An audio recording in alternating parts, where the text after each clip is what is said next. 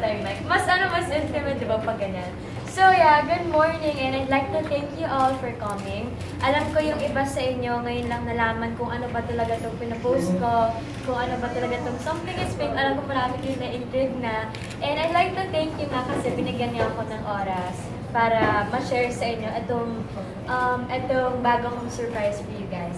So, it's time to reveal something that I have been working on for a couple of months now.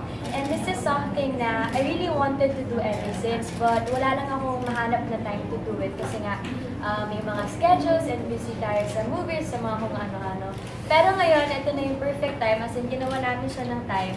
At nag-allot kami ng pictorials, as in ako talaga yung very hands-on dito sa surprise ko sa inyo. And sana pag binasa nyo siya, gusto ko yung ma-feel nyo very personal.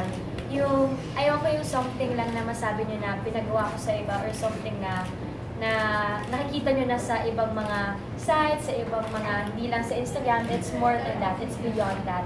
And sana ganun yung ma-feel nyo pag nakita nito. So, ngayon, iniisip kasi ng mga tao, diba, pag artista ka, nabuhay ka sa dalawang life. So, it's the public property life and the private life. And of course, yung nakikita nyo ngayon is the public life. Then kayo nakita nyo sa TV, nakita nyo pag nag-mall, so ganyan. And yung hindi nakikita ng tao sa akin is my private life. And sa mga moments ko na yung sa private life, yun yung napansin namin na yun yung kailangan ko i-share with you para mas makilala nyo kung sino ba talaga si Catherine more than just the artista girl or the teen queen na napapanood. So today, ayan, ipapresent ko na sa yung moments na I want to share in my own words and things that I want the world to hear straight from me. So everyone, I present to you, please welcome CathBernardo.com.